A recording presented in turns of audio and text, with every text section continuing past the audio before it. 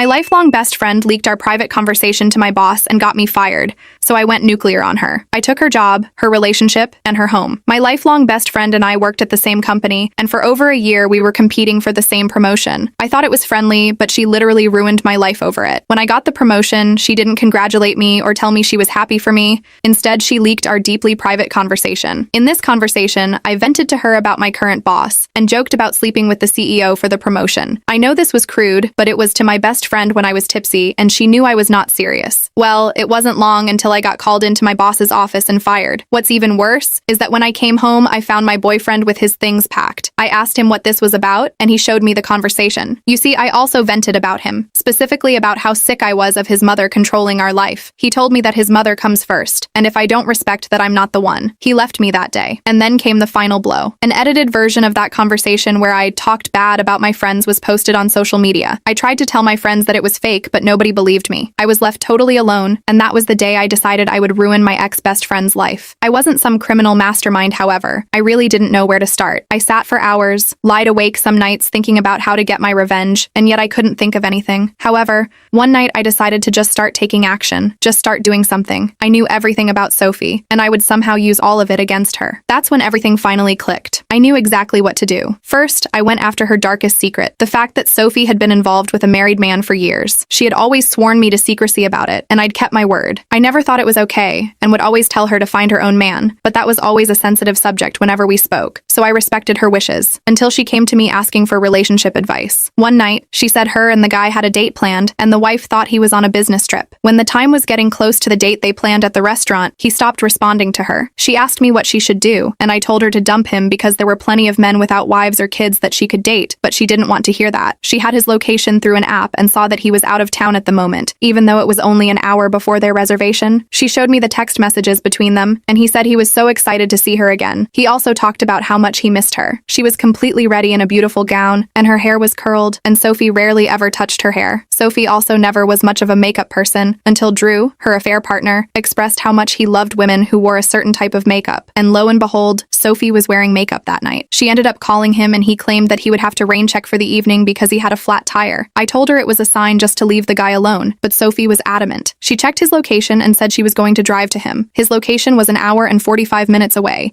and he said he was at a nightclub. She asked me to come with her, and I told her I didn't want to involve myself in that. She said that a true best friend would go with her to make sure she was safe. I reluctantly agreed. 2 hours later, we pulled up to the nightclub and we saw Drew's car. There was a long line to get into the club, and we knew we'd be standing there all night to see Drew. Sophie flirted with the security guard, and he let us cut the line. She pushed through the crowd until she found Drew. When she found him, he was in a section with multiple women and a few other guys. She watched in horror as one of the women proceeded to kiss him and sit in his lap. She ran up to him and asked how he could do this to her after everything they'd been through. Drew and Sophie had been seeing each other for about 2 years now, and he even hinted over text messages that he would leave his wife for her as soon as he was financially stable enough to afford their mortgage by himself, and she fell for it time and time again. Drew looked shocked when he saw Sophie standing in front of him and tried to explain. Sophie told me to wait for her in the car, and that's exactly what I did. When she came out, she told me it was a misunderstanding and said that they were on good terms again. I never questioned her about that relationship or cared much about it after that night until now. I went through old text messages, photos, and anything that could prove the affair. I don't know why I never exposed her previously, but I wish I had. Once I had enough, I anonymously sent it all to the man's wife. The explosion that followed was bigger than I expected. The wife didn't just confront her husband, she made it public. She posted everything online and dragged Sophie's name through the mud. Our entire friend group saw it. People who had once admired Sophie turned their backs on her. She was humiliated, and for the first time in weeks, I felt something close to satisfaction, but I wasn't done. Next, I set my sights on her career. Sophie worked at a marketing firm, you know, the same one I had. Reputation was everything in her line of work, and I knew exactly how to tarnish it. I created a fake social media account in her name. I bought followers to make her look legit. I then posted some of the pictures she had on her profile to the fake account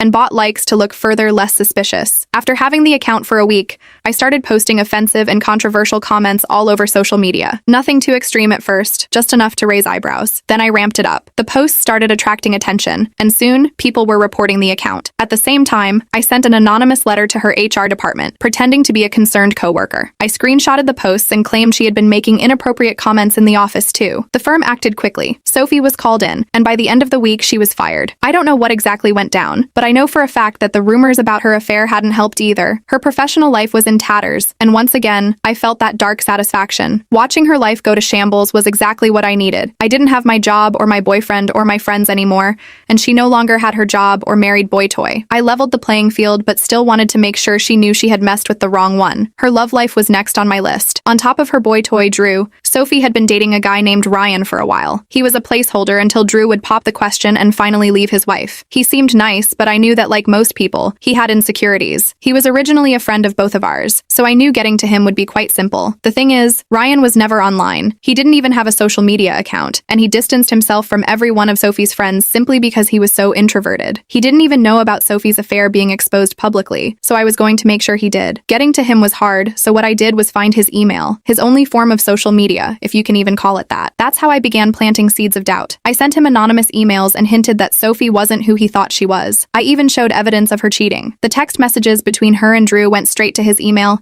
and I even made a little bit of evidence of her talking to other guys. Little by little, I chipped away at his trust in her. After weeks of this kind of stuff, Ryan finally broke up with her. She was devastated. I remember seeing a post she made on Instagram, something vague about heartbreak and betrayal. It almost made me feel bad. She did like Ryan, but I always knew that she would have instantly dropped him if Drew ever gave her a chance, and that's what made me feel better. Any normal person would have been done by now, but not me. Finally, I went for the knockout punch, her home. Sophie lived in a nice apartment downtown, but I knew she was barely scraping by. Whenever I would ask her to go out for brunch, or if she wanted to do anything that involved money, I would have to pay her way. She told me she was barely making it with the cost of living downtown. Her rent was eating most of her check, but she wanted to look good for her coworkers because most of them also lived in the neighborhood. That was another reason she wanted the promotion. She said a few extra $1,000 a year would give her room to breathe while doing something she loved. She told me that she'd been late on rent a couple of times, and I used that information to tip off her landlord. I sent him an email acting as a credit card company to let him know that her credit usage was high to make him think she wouldn't be able to pay rent again this month. I also spread rumors around her apartment complex about her affair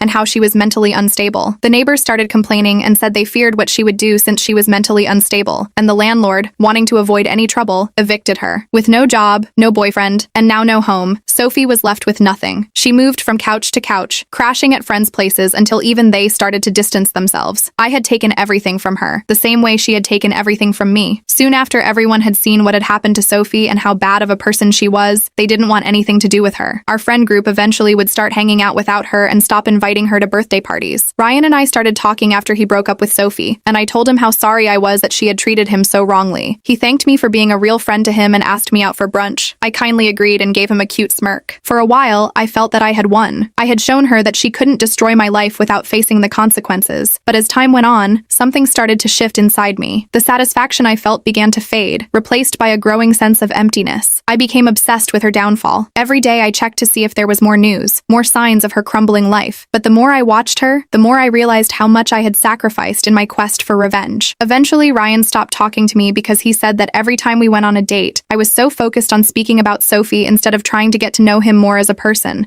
and see if we were a good match. I also should mention throughout this I had gotten a new job, one I was very qualified in and expected myself to do well. But the problem was that my work performance had plummeted because I was using every waking second thinking about what Sophie had going on instead of how I could better the marketing strategy for the new business I was working for. I was isolated, angry, and bitter, much like the person I had destroyed. I was watching a show in my living room to escape the harshness of reality and saw my reflection looking back at me from the black screen. I had won the war, but at what cost? One day I saw Sophie. She was sitting alone at a coffee shop and staring at her phone. She looked tired and worn out. She didn't see me, and I didn't approach her, but something inside me twisted as I watched her. She looked so small, so fragile. She wasn't confident or half as vibrant a woman I had once called my best friend. She was a shell of herself, and for the first time, I didn't feel victorious. I felt empty. I had gotten my revenge. I had ruined her life, but in the process, I had ruined my own. Reflecting on everything, I realized how consuming revenge could be. It ate away at me and turned me into someone I didn't recognize. I used to think that taking her down would make me feel whole again, and that I would get my life back once she paid for what she'd done. But I was wrong. Revenge was a poison, and I realized that it doesn't just destroy your enemy, it destroys you too. I've lost her. I've lost myself, and I'm left wondering if it was all worth it.